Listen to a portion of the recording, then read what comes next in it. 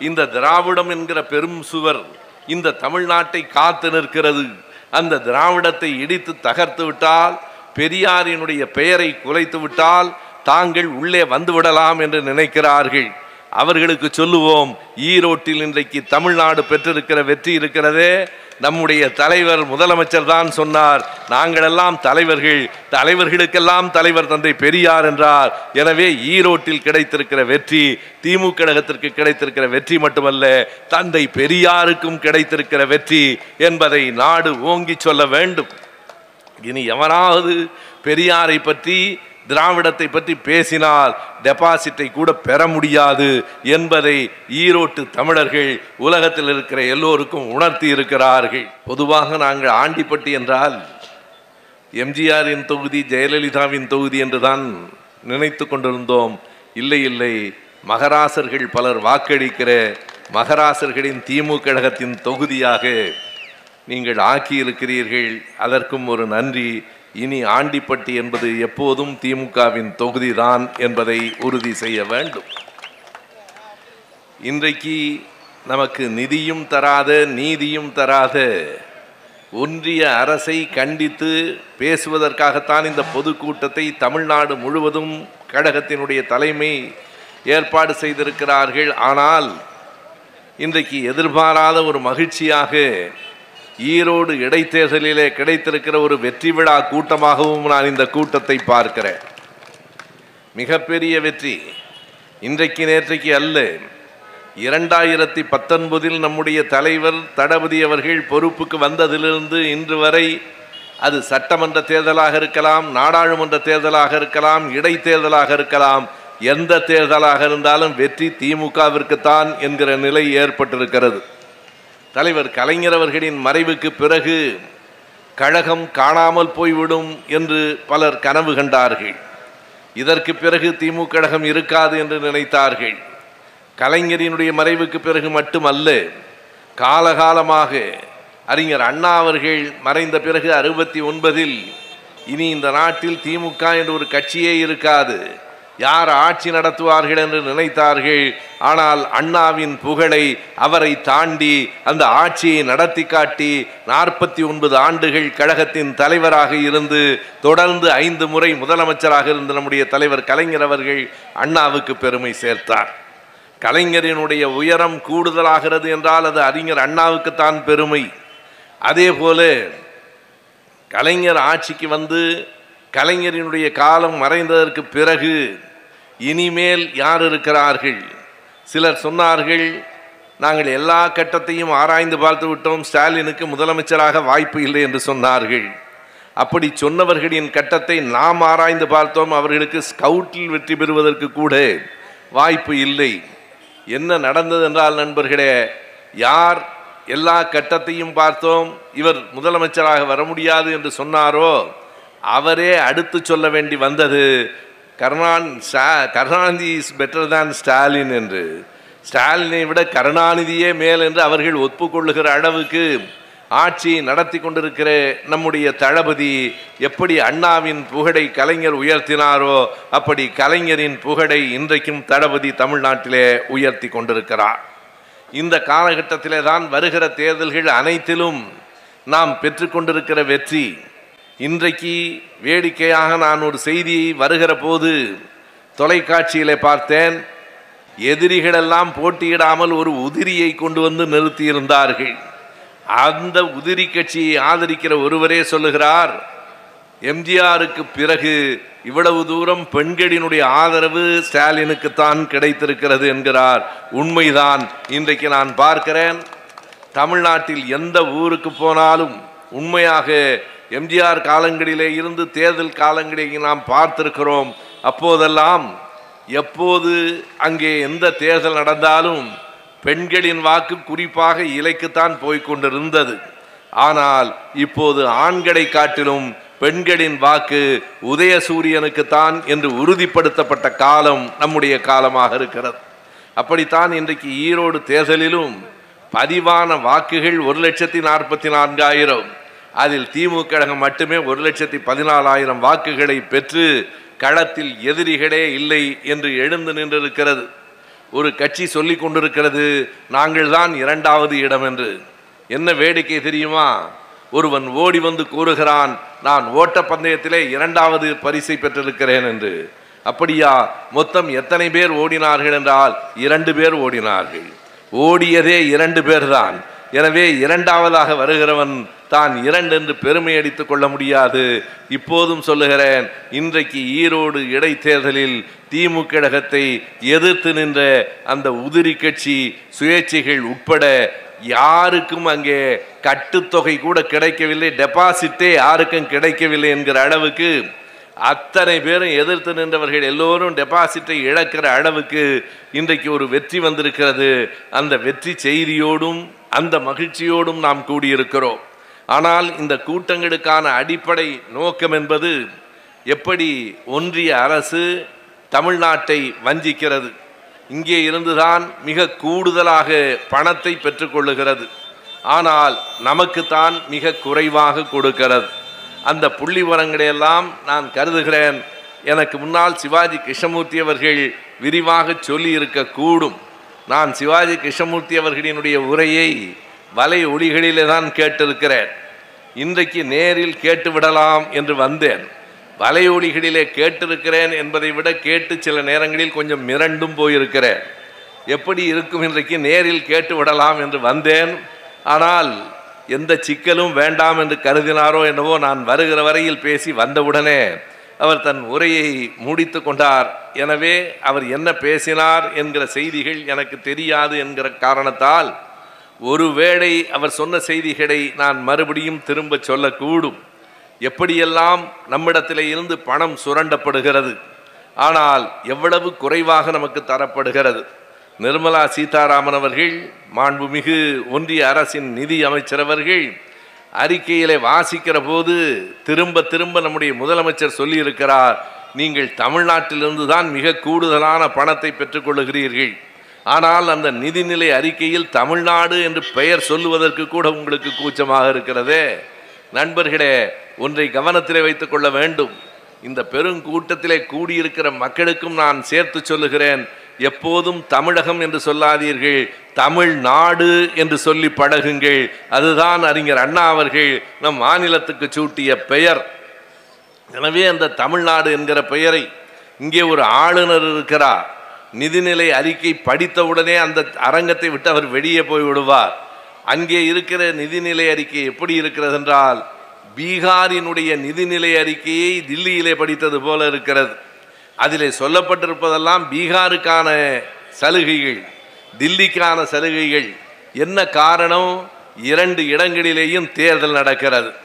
எங்கே தேர்தல் நடக்கிறது என்று பார்த்து, தேர்தல் நடக்கிற இடங்களிலே மட்டும் நிதியை ஒதுக்குவதென்றால் அதற்கு ஒன்றிய அரசு என்று பெயர் இல்லை. நம்மிடத்தில் எவ்வளவு பணம் வாங்குகிறார்கள், எவ்வளவு கொடுக்கிறார்கள். இங்கே வீசிய அந்த 2 பெரும் புயல்கள், தென் மாவட்டங்களிலே வந்த வெள்ளம், இவற்றுக்கெல்லாம் நாம் கேட்ட தொகை, அவர்கள் கொடுத்த தொகை, 2க்கும் எந்த தொடர்பும் இல்லை. மக்களே, அவர்கள் தமிழ்நாடு அரசை ஏமாற்றவில்லை, தமிழ்நாட்டு மக்களை ஏமாற்றுகிறார்கள், தமிழ்நாட்டு மக்களை வஞ்சிக்கிறார்கள், தமிழ்நாட்டு மக்களை அவமதிக்கிறார்கள். இவை எல்லாவற்றையும் செய்துவிட்டு ஒரே ஒரு சின்ன செய்தியை சொல்லுகிறேன். நமக்கு அவர்கள் தந்திருக்கிற தொகை என்ன? இன்றைக்கும் நம்மிடத்திலே இருந்து பெறுகிற தொகையிலே இருந்து ஒன்றிய அரசு எவ்வளவு நமக்கு திருப்பி தருகிறது? தம்பி உதயநிதி தான் இன்றைக்கு துணை முதலமைச்சராக இருக்கிற நம்முடைய அன்பிற்குரிய மாண்புமிகு உதயநிதி அவர்கள் ஒரு முறை என்ன செய்தார் என்றால், ஒரு அட்டையிலே 29 என்று எழுதி கொண்டு ஊர்களிலே ஊர்வலம் வந்தார். அது என்ன 29? எல்லோரும் அந்த 29 என்றால் என்ன என்று கேட்டார்கள். அவருடைய பரப்புரை உத்தி, பிரச்சார உத்தி எப்போதும் வித்தியாசமானது. ஒரு முறை ஒரே ஒரு செங்கலை எடுத்து கொண்டு வந்தார். அந்த செங்கல் என்ன என்று எல்லோருக்கும் தெரியும். மதுரையிலே எய்ம்ஸ் மருத்துவமனை கட்டுகிறோம் என்று சொல்லி இன்று வரையில் அந்த செங்கல்லை தவிர எதுவும் இல்லை என்பதை அந்த செங்கல்லை எடுத்துக்கொண்டு நான் கூட வேடிக்கையாக சொல்லுவதுண்டு, எய்ம்ஸ் மருத்துவக் கல்லூரியிலே ஒரே ஒரு செங்கல் தான் இருந்தது, அந்த செங்கல்லையும் உதயநிதி எடுத்து கொண்டு வந்து விட்டார். இப்போது அங்கே என்ன ஒன்றுமே இல்லை. அதே போல 29 என்று ஒரு எண்ணை எழுதி கொண்டு அந்த 29 வைத்துக்கொண்டு அவர் ஊர் ஊராக பயணம் போனார். அது வேறொன்றுமல்ல, நாம் ஒன்றிய அரசுக்கு 1 ரூபாய் கொடுத்தால் அவர்கள் அதை வாங்கி வைத்துக்கொண்டு நமக்கு 29 காசுகள் தான் தருகிறார்கள். 1 ரூபாய்க்கு 29 காசுகள் என்றால் 100 ரூபாய் கொடுத்தால் 29 ரூபாய் தான். 1 லட்சம் ரூபாய் கொடுத்தால் 2900 ரூபாய் தான். எனவே மிக குறைவான தொகையை, மிக பெரிய தொகையை நம்மிடத்திலே வாங்கி கொண்டு மிக குறைவான தொகையை கொடுக்கிறார்கள் என்பதை மக்களிடத்திலே எளிமையாக கொண்டு செல்வதற்காக உதயநிதி பின்பற்றிய ஒரு உத்திதான் 29 என்று எழுதி வைத்துக்கொண்டு அவர் ஊர் ஊராக பயணம் செய்தார். அப்படித்தான் இப்போதும் பெரியோர்களே, தாய்மார்களே குறித்து கொள்ளுங்கள். நமக்கு கொடுத்திருக்கிற நிதி ஒன்றிய அரசு கொடுத்திருப்பது வெறும் 58 லட்சம் கோடி.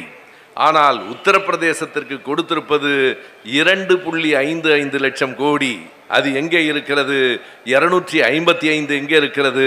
58 எங்கே இருக்கிறது என்று பாருங்கள். அது மட்டுமல்ல, இங்கே தமிழ்நாட்டுக்கு மட்டுமல்ல, தமிழ்நாட்டிற்கு, கேரளாவிற்கு, ஆந்திராவுக்கு, தெலுங்கானாவுக்கு, இப்படி தென்னிந்தியாவில் இருக்கிற மாநிலங்கள் எல்லாவற்றுக்கும் சேர்த்து அவர்கள் கொடுக்கிற தொகையை விட உத்தரப்பிரதேசத்துக்கு கொடுக்கிற தொகை அதிகம். நான் குறிப்பிடுகிற இந்த தென்னிந்தியாவிலே இருக்கிற, இன்னமும் சொன்னால் அது தென்னிந்திய மாநிலங்கள் அல்ல, இந்த திராவிட நாட்டுக்கு கொடுக்கிற அந்த தொகையை விட அது வெறும் 2.44 லட்சம் கோடி ரூபாய். ஆனால் உத்தரப்பிரதேசத்துக்கு மட்டும் 2.55 லட்சம் கோடி ரூபாய். கேட்டால் என்ன சொல்லுகிறார்கள்?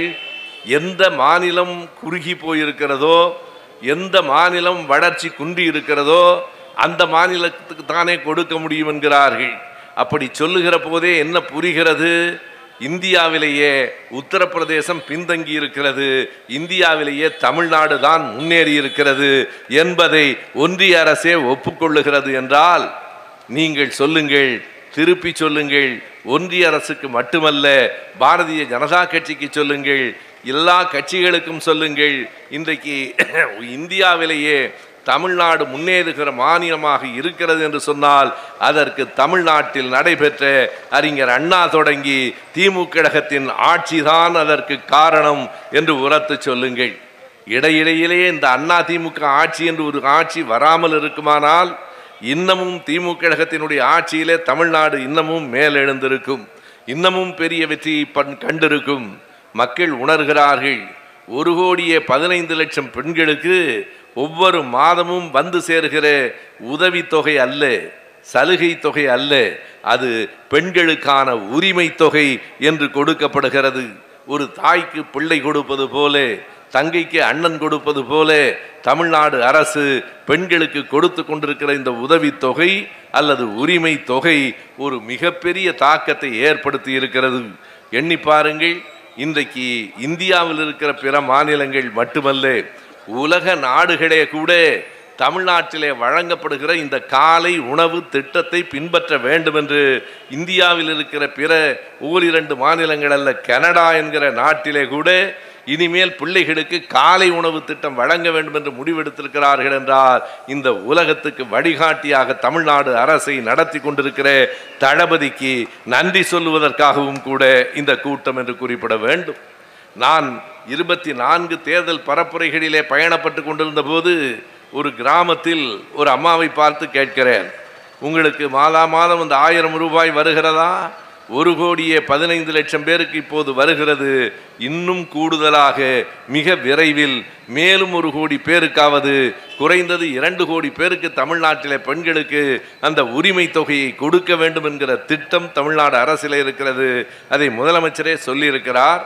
நான் ஒரு வயதான அம்மாவை பார்த்து கேட்கிறேன், உங்களுக்கு மாதந்தோறும் அந்த தொகை வருகிறதா? அவர் சொல்லுகிறார், வருகிறது. என்ன செய்கிறீர்கள்? பயன்படுகிறதா என்று கேட்கிறேன். சிலர் சொல்லுகிறான், 1000 ரூபாய் போதுமா என்று கேட்கிறான். அவரவர் செலவை பொறுத்தது. 1000 அல்ல, 10,000 கூட போதாது. ஆனால் தேவைக்கு ஒரு குறிப்பிட்ட அளவுக்கு அது பயன்படுகிறது. அந்த அம்மா என் இடத்துல சொன்னார், அது எதற்கு பயன்படுகிறது என்று கேட்டேன். என் பேர பிள்ளைகளுக்கு மாத்திரை வாங்கி கொடுப்பதற்கு அந்த பணம் பயன்படுகிறது என்று சொன்னார். இப்படி ஒவ்வொரு வீட்டிலும் எப்போது வருகிறது அந்த பணம்? ஒரு அம்மா அதை சொல்லுகிற போது எனக்கு வியப்பாக இருந்தது. எனக்கு தெரியாது எப்போது வருகிறது என்றால் திடீரென்று இரவு 12 மணிக்கு செய்தி வருகிறது, உங்கள் கணக்கில் பணம் போட்டு விட்டோம் என்று அரசு சொல்லுகிறது. இப்படி ஒரு அரசு நமக்கு கிடைத்திருக்கிறது. பெரியோர்களே, இந்த அரசு இன்றைக்கான அரசாக இல்லாமல் என்றைக்குமான தமிழ்நாட்டின் அரசாக இருக்க வேண்டும் என்பதையும் இந்த கூட்டத்திலே உங்கள் முன்னால் வைக்கிறேன். ஆனால் இந்த சாதனைகளையெல்லாம் மக்கள் உணர்ந்து விடக்கூடாது. இந்த சாதனைகளின் மூலம் திமுகவிற்கு எப்போதும் ஆதரவாளர்களாக தமிழ்நாட்டு மக்கள் ஆகிவிடக்கூடாது என்பதற்காக என்ன செய்கிறார்கள் என்றால், திருப்பரங்குன்றத்திலே ஒரு பெரிய மத கலவரத்தை விதைக்கிறார்கள். நினைத்து பாருங்கள், 2 நாள்களுக்கு முன்னால் இதோ உங்களுக்கு ஊருக்கு அருகிலே இருக்கிற மதுரைக்கு பக்கத்தில் திருப்பரங்குன்றத்தில் அவ்வளவு பேர் போராடினார்களே, அங்கே என்ன பிரச்சனை? அங்கே இருக்கிற அந்த சிக்கந்தர் தர்கா நேற்றைக்கு முன்தினம் கொண்டு வரப்பட்டதா? எத்தனை ஆண்டுகளாக இருக்கிறது? நீங்கள் அதை பார்க்க வேண்டாம். திருப்பரங்குன்றத்திலே கூடி நின்றார்கள் இல்லையா, அவர்களில் யாரும் திருப்பரங்குன்றத்தை சேர்ந்தவர்கள் இல்லை. அந்த ஊர் மக்கள் போராடவில்லை. அந்த ஊரில் இந்துக்களுக்கும் இஸ்லாமியர்களுக்கும் இடையில் எந்த பிரச்சனையும் இல்லை. இந்துக்களும் இஸ்லாமியர்களும் மாமன் மச்சானாக அண்ணன் தம்பிகளாக வாழ்கிற பூமிதான் இந்த தமிழ்நாட்டு பூமி. எப்போதும் யாராவது நாம் பகையாக ஒருவரை ஒருவர் பார்த்திருக்கிறோமா? அவர்களின் நம்பிக்கை வேறு, இவர்களின் நம்பிக்கை வேறு. என்னை போன்றவர்கள் நம்பிக்கை அற்றவர்கள் யாராக இருந்தால் என்ன, நம்பிக்கை இருந்தாலும் இல்லை என்றாலும், நம்பிக்கைகள் வேறு வேறாக இருந்தாலும் நாம் நம்பிக்கைகளால் வேறுபடலாம். ஆனால் அன்பினால், உறவினால், தமிழ் மொழியினால் என்றைக்கும் ஒன்றுபட்டு நிற்போம் என்பதுதான் தமிழ்நாட்டின் மரபு. அதுதான் திராவிட இயக்கம் இந்த மண்ணிலே ஊன்றி இருக்கிற விதை. மத கலவரத்தை உருவாக்க முடியுமா? இந்துக்களுக்கு இஸ்லாமியர்களுக்கு இடையிலே ஒரு போராட்டத்தை ஏற்படுத்த முடியுமா என்று அவர்கள் நினைக்கிறார்கள் என்பது கூட இல்லை. அவர்கள் பேசுகிறார்கள். என்ன பேசியிருக்கிறார்கள்? அயோத்தியை போல இதையும் நீங்கள் ஆக்க வேண்டும் என்று நினைக்கிறீர்களா என்றால், அயோத்தியை போல அல்ல, அயோத்தி தான் இங்கும் மறுபடியும் வர வேண்டும் என்று சொல்லுகிற மக்கள் விரோதிகள் இந்த மண்ணிலே இருக்கிறார்கள். கவனத்திலே கொள்ளுங்கள். அயோத்தியிலே என்ன நடந்தது நான் கூறுகிறேன். உங்கள் வழிபாட்டு தலம் உங்களுக்கு, அவர்களின் வழிபாட்டு தலம் அவர்களுக்கு. இந்த ஒரு வழிபாட்டு தலம்தான் இருக்க வேண்டும் என்று சொல்லுவது எந்த விதத்திலேயும் நியாயமில்லை. எதையெல்லாம் கேட்கவில்லை. நீங்கள் நேற்றைக்கு அமெரிக்காவிலே இருந்து 104 இந்தியர்கள், 104 பேர் என்று கூட நான் சொல்லவில்லை, 104 இந்தியர்கள் கைகளிலும் கால்களிலும் விலங்கிடப்பட்டு விமானத்தில் அனுப்பி வைக்கப்பட்டிருக்கிறார்களே, வேடிக்கை பார்த்து கொண்டிருக்கிறதே இந்த மோடி அரசு. கேட்டார்களா? ட்ரம்ப் என்னுடைய நண்பர் என்கிறாரே மோடி, உங்கள் நண்பர் உங்களுக்கு அளித்திருக்கிற பரிசு என்ன என்றால் இந்தியர்களை விலங்கு போட்டு இந்தியாவுக்கு அனுப்பி வைத்திருக்கிறது. அதுதான் இன்றைக்கு நடந்திருக்கிறது. எந்த காலத்திலாவது நீங்கள் எண்ணி பாருங்கள், வெளிநாடுகளுக்கு போன இந்தியர்கள் யாரேனும் கை விலங்கோடும் கால் விலங்கோடும் 4 வயது குழந்தைக்கு கூட அப்படி விலங்கு போட்டு அனுப்புகிற அநாகரிகம், அடாவடித்தனம், அராஜகம் இதுவரையில் வேறு எந்த ஆட்சியிலும் நிகழ்ந்ததும் இல்லை, நேர்ந்ததும் இல்லை. அது இந்த மோடியினுடைய ஆட்சியிலே தான் நடைபெற்று கொண்டிருக்கிறது. அதை கேட்பதற்கு துப்பில்லை. இன்றைக்கு அவர் என்ன சொன்னார்? 2014ஆம் ஆண்டு அவர் ஆட்சிக்கு வருவதற்கு முன்பு சொன்னார், ஒரு அமெரிக்க டாலரின் முடிச்சிட்டுமா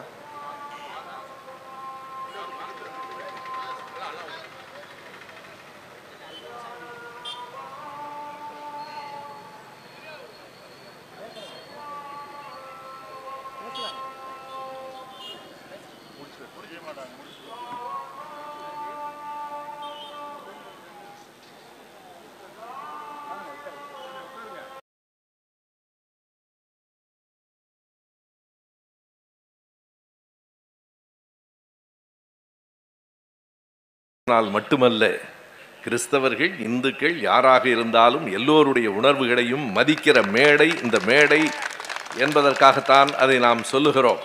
எனக்கு உடன்பாடு இருக்கிறதா இல்லையா என்பது வேறு. அவர்களின் உணர்வுகளை நாம் மதிக்கிறோம், அவர்களின் வழிபாட்டு முறையை நாம் மதிக்கிறோம். இப்படி எல்லோரும் ஒருவரோடு ஒருவர் நேயமாக இருக்க வேண்டும் என்பதை மாற்றி ஒருவரோடு ஒருவர் அடித்து கொள்ள வேண்டும். மதத்தின் பெயரால் கொலைகள் நிகழ வேண்டும். எண்ணி பாருங்கள், அயோத்தியிலே கோயில் இடிக்கப்பட்ட போது அது 1992 டிசம்பர் 6. அதற்கு பிறகு முன்னும் பின்னுமாக எத்தனை கலவரங்கள், நாடு முழுவதும் எத்தனை வெடிகுண்டுகள். தமிழ்நாட்டிலே ஒரு வெடிகுண்டு கூட வெடிக்கவில்லையே என்று இவர்கள் கவலைப்படுகிறார்கள். ரம்ஜான் வந்தால் அங்கே இருந்து பிரியாணி இந்த வீட்டுக்கு வருகிறதே, பொங்கல் வந்தால் இங்கே இருந்து சர்க்கரை பொங்கல் அங்கே போகிறதே, இதனை எப்படி தடுப்பது? ஒருவர் சொல்லுகிறார், நீங்கள் பெரியார் கொடுத்த வெங்காயத்தை வைத்திருக்கிறீர்கள், நான் கையில் வெடிகுண்டு வைத்திருக்கிறேன், உங்களை பார்த்து வெடிகுண்டு வீசுவேன் என்கிறார். ஈரோடு மக்கள் அவர் மீது வெடிகுண்டு வீசிவிட்டார்கள் காலையில். நண்பர்களே, பெரியார் கொடுத்த வெங்காயத்தை அத்தனை எளிதாக நினைத்து விடாதீர்கள். இன்றைக்கு தேர்தலிலே டெபாசிட் இழந்து கண்களிலே கண்ணீர் வருகிறது என்றால் வெங்காயம் வேலை செய்கிறது என்று பொருள். வெங்காயத்தை அத்தனை எளிதாக நீங்கள் நினைத்து விடக்கூடாது. வெங்காயமே எங்களுக்கு போதுமானது, வெடிகுண்டு கூட உனக்கு போதுமானது இல்லை என்பதையெல்லாம். ஏனென்றால் அந்த ஒரு உதிரியை பற்றி நான் பேசவில்லை, வேண்டுமென்று தான் நான் பெயர் குறிப்பிடாமல் சொல்லுகிறேன். ஏனென்றால் திமுகவின் மேடைக்கென்று ஒரு மேன்மை உண்டு, அதில் கண்டவர்களின் பெயர்களையும் நான் சொல்லக்கூடாது என்பதால் நான் சொல்லவில்லை. ஆனால் அந்த தனி மனிதர், அந்த உதிரி மனிதர் ஒற்றை மனிதர் அல்ல, அவருக்கு பின்னால் இருக்கிறவர்களை புரிந்து கொள்ளுங்கள்.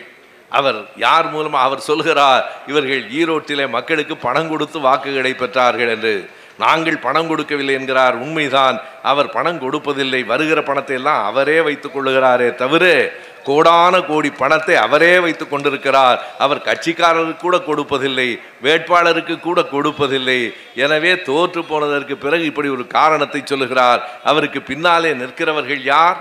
அவரை இயக்குகிறவர்கள் யார்?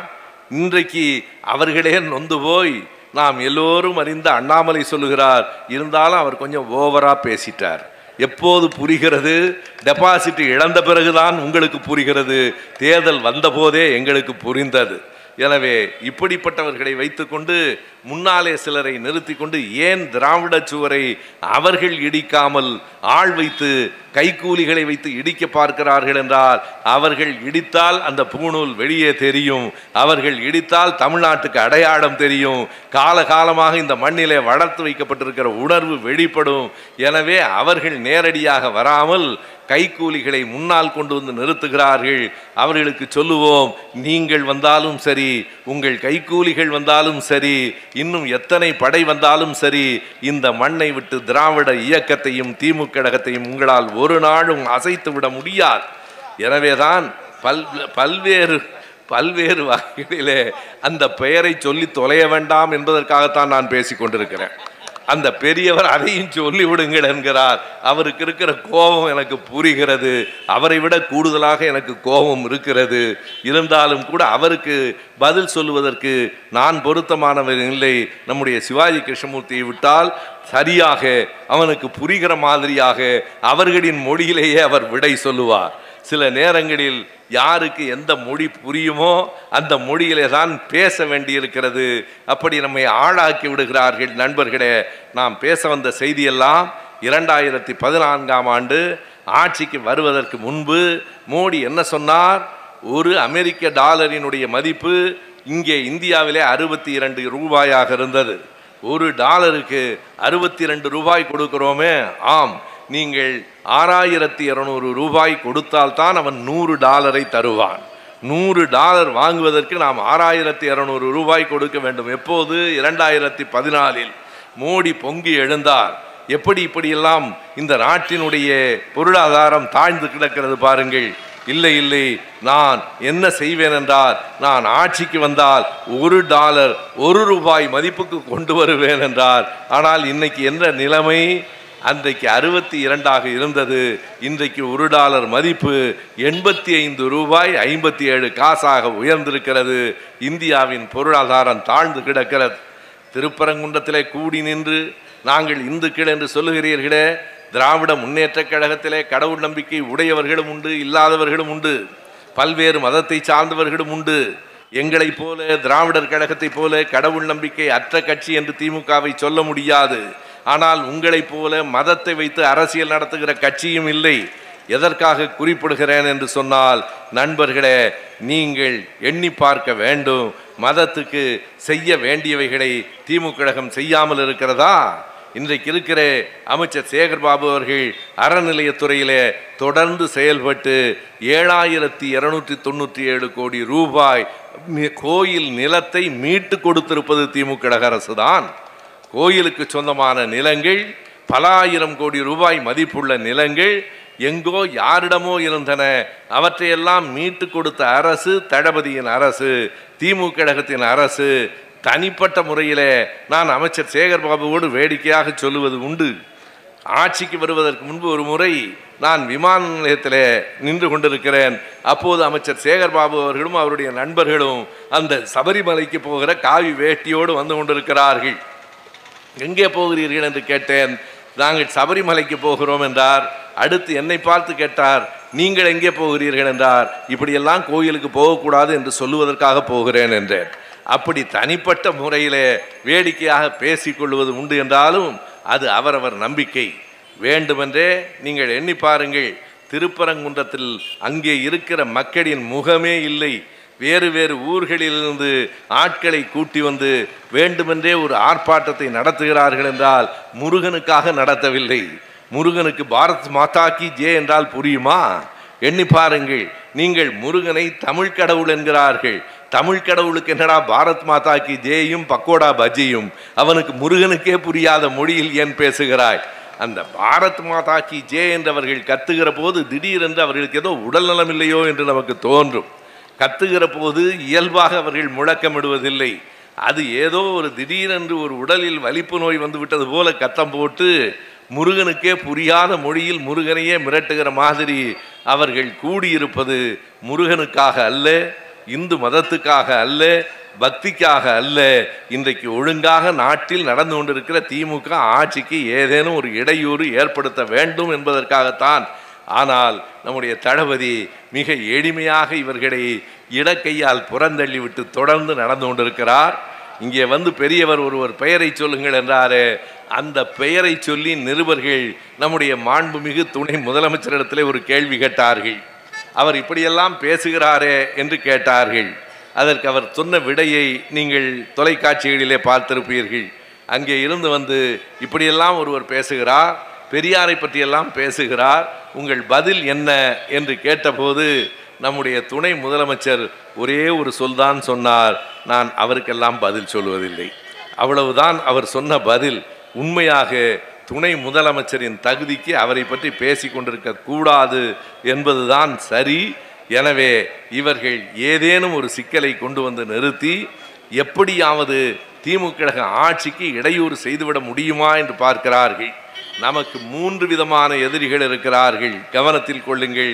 ஒன்று இந்த சில்லறை எதிரிகள், இன்னொன்று ஆளுநர் பெயரில் ஒருவர் உட்கார்ந்திருக்கிறாரே, இன்றைக்கு உச்ச நீதிமன்றம் கேட்கிறது அந்த ஆளுநர், அவரை பற்றி சொல்ல வேண்டும். மூன்றாவதாக தில்லியிலே உட்கார்ந்து கொண்டு நமக்கு எந்த பணமும் கொடுக்காமல் தமிழ்நாட்டின் வளர்ச்சியை தடுத்து கொண்டிருக்கிறார்களே அந்த ஒன்றிய அரசு. எனவே 3 விதமான பகைகளை நாம் இன்றைக்கு எதிர்கொண்டு நிற்கிறோம். இந்த ஆளுநர் என்ன செய்கிறார்? இன்றைக்கு உச்ச நீதிமன்றம் அவரை பார்த்து ஒரு கேள்வி கேட்கிறது. நீங்கள் இத்தனை சட்ட முன்வடிவுகள் மசோதாக்களையும் கையெழுத்தும் போடாமல் திருப்பியும் அனுப்பாமல் வைத்துக்கொண்டே இருக்கிறீர்களே, என்ன காரணம், எந்த அடிப்படையில் என்று நாம் கேட்கவில்லை, உச்ச நீதிமன்றம் கேட்கிறது. சட்டம் என்ன சொல்லுகிறது? சட்டமன்றத்தில் ஒரு மசோதா நிறைவேற்றப்பட்டு ஆளுநருக்கு வருமானால் அதை பரிந்துரை செய்து குடியரசுத் தலைவருக்கு அனுப்ப வேண்டியதுதான் அவருடைய வேலை. ஒருவேளை அது இப்படி இருப்பதை விட இன்னும் கொஞ்சம் சரியாக இருந்தால் நல்லது என்று கருதுகிற உரிமை ஆளுநருக்கு உண்டு. அப்படி கருதினால் அவர் என்ன செய்ய வேண்டுமென்றால் மீண்டும் முதலமைச்சருக்கு, மீண்டும் அமைச்சரவைக்கு திருப்பி அனுப்பி இதில் இந்தந்த திருத்தங்களை செய்யலாமா என்று பாருங்கள் என்று கேட்கலாம். 2வது முறையும் சட்டமன்றம் ஒருமனதாக அதை நிறைவேற்றி அனுப்புமானால் எந்த பேச்சும் பேசுவதற்கு ஆளுநருக்கு உரிமை இல்லை. அரசமைப்பு சட்டப்படி அதை பரிந்துரை செய்து அனுப்ப வேண்டும். இதுதான் சட்டம் சொல்லுகிறது. நாம் சொல்லுவதெல்லாம் நாம் எழுதி வைத்திருக்கிற சட்டம் அல்ல, இந்திய அரசமைப்பு சட்டமே இதனைத்தான் சொல்லுகிறது. ஆனால் அந்த அரசமைப்பு சட்டத்தின் விதிகளை மீறி ஆளுநர் ஏதோ வானத்திலிருந்து குதித்தவரை போல அவருடைய விருப்பத்துக்கு செயல்பட்டு கொண்டிருக்கிறார். அதை இன்றைக்கு உச்ச நீதிமன்றமே கேள்வி கேட்டிருக்கிறது. ஏன் இப்படி செய்கிறீர்கள்? எனவே ஒரு பக்கத்திலே இங்கே இருக்கிற சில்லறை கட்சிகளை வைத்துக்கொண்டு நமக்கு சில சிக்கல்களை உருவாக்கலாமா என்று பார்க்கிறார்கள். இன்னொரு பக்கத்திலே ஆளுநர் என்று ஒருவரை உட்கார வைத்து இந்த நாட்டில் மக்களுக்காக இயற்றப்படுகிற எந்த சட்டமும் சட்டமாக ஆகிவிடாமல் பார்த்து கொள்ளுகிறார்கள். மூன்றாவது, நமக்கு வரவேண்டிய எந்த நிதி உதவியும் வந்துவிடாமல் பார்த்து கொள்ளுகிறார்கள். ஒன்றை எண்ணி பாருங்கள், எவ்வளவுதான் நாம் திறமையாக ஆட்சியை நடத்தினாலும், எவ்வளவுதான் மக்களுக்கு உண்மையாக இருந்தாலும், திட்டங்களை நிறைவேற்றுவதற்கு நிதி தேவை. நிதி இல்லாமல் திட்டங்களை நிறைவேற்ற முடியாது. சரி, எதற்காக ஒன்றிய அரசிடம் நிதியை எதிர்பார்க்க வேண்டும்? மாநில அரசே செலவு செய்ய முடியாதா என்றால், நாம் திரட்டுகிற வரியின் அளவு மிக குறைவு. எண்ணி பாருங்கள், வருமான வரி யாருக்கு போகிறது? ஒன்றிய அரசுக்கு போகிறது. பல வரிகள் இன்றைக்கு நீங்கள் வீட்டில் ஒரு உணவகத்திலே போய் ஒரு இட்லி சாப்பிட்டால் கூட அந்த ஜிஎஸ்டி யாருக்கு போகிறது? மத்திய அரசுக்கு போகிறது. செஸ் வரி என்று ஒரு வரி இருக்கிறது, அந்த வரி யாருக்கு போகிறது? மிக குறைந்த அளவு மாநில அரசுக்கு கொடுத்துவிட்டு மொத்தமும் அவர்களுக்கு போகிறது. நம் மக்களிடமிருந்து, நம்மிடமிருந்து, நம் தொழிற்சாலைகளிடமிருந்து, நம் உழைப்பாளிகளிடமிருந்து திரட்டப்படுகிற அந்த நிதி பணம் எல்லாம் வரி என்கிற பெயரில் ஒன்றிய அரசுக்கு போகிறது.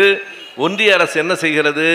எல்லாவற்றையும் வாங்கி வைத்து கொண்டு சில மாநிலங்களுக்கு கூடுதலாக எங்கேயெல்லாம் அவர்கள் ஆட்சி நடக்கிறதோ அங்கேயெல்லாம் கூடுதலாக கொடுத்துவிட்டு நம்மை போன்ற தமிழ்நாடு போன்ற கேரளா போன்ற அரசுகளுக்கு அந்த நிதியை மிக குறைவாக கொடுக்கிறார்கள் என்பதை கண்டித்து இன்றைக்கு தமிழ்நாட்டிலே ஆண்டிப்பட்டியிலே மட்டுமில்லை, உசிலம்பட்டியிலே மட்டுமில்லை, ஒரே நாளில் ஒரே நேரத்தில் 100க்கும் மேற்பட்ட ஊர்களில் இந்த கண்டன கூட்டங்களை நடத்துகிற வலிமை உடைய கட்சியாக திராவிட முன்னேற்ற கழகம் திகழ்கிறது. எனவே இப்படி வரி விதிப்பதன் மூலமாக வரியை நம்மிடத்திலே இருந்து பணத்தை சுரண்டி கொண்டு உரிய பணத்தை கூட தராத ஒன்றிய அரசை கண்டித்தாக வேண்டும். கண்டிப்பதென்றால் முழக்கமிட்டு கண்டிப்பதோடு நின்று விடுவதில்லை. கண்டிப்பதென்றால் கூட்டங்கள் போட்டு கண்டிப்பதோடு நின்று விடுவதில்லை. இனி தேர்தல்களில் பாரதிய ஜனதா கட்சி என்கிற ஒரு கட்சி இந்த மண்ணிலேயே நிலை பெற முடியாத அளவுக்கு வாக்குகளை திமுக கழகத்துக்கு அளிப்பதன் மூலம்தான் நாம் இந்த உண்மைகளையும் உரிமைகளையும் நிலைநாட்ட முடியும். தொடர்ந்து எத்தனை ஆயிரம் கோடி நம்முடைய பணம் அங்கே போய் சேருகிறது.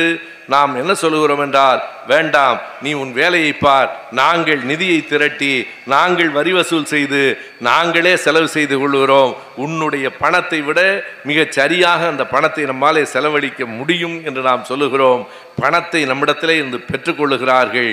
ஆனால் தேவைக்கு மட்டுமல்ல, புயல் அடித்த போது, வெள்ளம் வந்த போது கூட அந்த துயரங்களுக்கு கூட நமக்கு பணம் தருவதில்லை என்று சொன்னால் அது ஒன்றிய அரசா அல்லது மாநிலங்களை கொண்டிடுகிற அரசா என்கிற கேள்விதான் இன்றைக்கு எழுந்திருக்கிறது. இந்த கேள்வி பல மாநிலங்களிலும் எழ வேண்டிய கேள்வி. கேரளாவிலே எதிர்ப்பு தெரிவித்திருக்கிறார்கள். இந்தியாவில் இருக்கிற பல மாநிலங்களிலும் இப்படி கேள்விகள் எழுப்பப்பட வேண்டும். ஒன்றை நினைவு வைத்துக் கொள்ளுங்கள், பலவற்றை இந்தியாவிலேயே தமிழ்நாடு தான் முன்னெடுத்திருக்கிறது. இந்தி திணிக்கப்பட்ட போது இந்தியாவிலேயே முதல் எதிர்ப்பு குரல் தமிழ்நாட்டிலிருந்து தான் எழுந்தது. இன்றைக்கு வரைக்கும் அந்த இந்தி எதிர்ப்பு நம்முடைய கொள்கைகளில் 50 கொள்கைகளில் ஒன்றாக இருக்கிறது. இப்போதுதான் பிற மாநிலங்களெல்லாம் எதிர்க்க தொடங்கி இருக்கின்றன. எனவே இந்த காலகட்டத்தில் இது வெறும் நிதிநிலைக்கான அல்லது கண்டனத்துக்கான கூட்டம் மட்டுமில்லை, தமிழ்நாட்டின் எதிர்காலத்திற்கான கூட்டம், தமிழ்நாட்டு மக்களுக்கான கூட்டம், தமிழ்நாட்டு மக்களின் உரிமைகளை வென்றெடுப்பதற்கான கூட்டம். அந்த கூட்டத்தை இன்றைக்கு திமுக கழகம் நாடு முழுவதும் நடத்தி கொண்டிருக்கிறது. நாட்டு மக்களே, நல்லோர்களே, ஒருங்கிணைந்து நில்லுங்கள், என்றைக்கும் ஒன்றுபட்டு நில்லுங்கள். எப்போதும் திமுக கழகத்தின் ஆட்சி இந்த மண்ணில் இருக்கிற வரைதான் மக்களுக்கான நன்மைகள் தொடர்ந்து நடக்கும், பெண்களுக்கான உரிமைகள் வந்து சேரும். எனவே நாம் வெறும் வாசகர்களாக, வெறும் இந்த கூட்டத்திற்கு வந்து போகிறவர்களாக இல்லாமல் என்றென்றும் இந்த உணர்வுடையவர்களாக, எப்போதும் திமுகவுக்கு பின்னால் இருப்பவர்களாக, என்றைக்கும் தளபதியின் கைகளை அதை உயர்த்தி பிடிக்கிறவர்களாக இருப்போம் என்று உறுதி எடுத்துக் கொள்வதற்குத்தான் இந்த கூட்டங்கள் நடைபெறுகின்றன.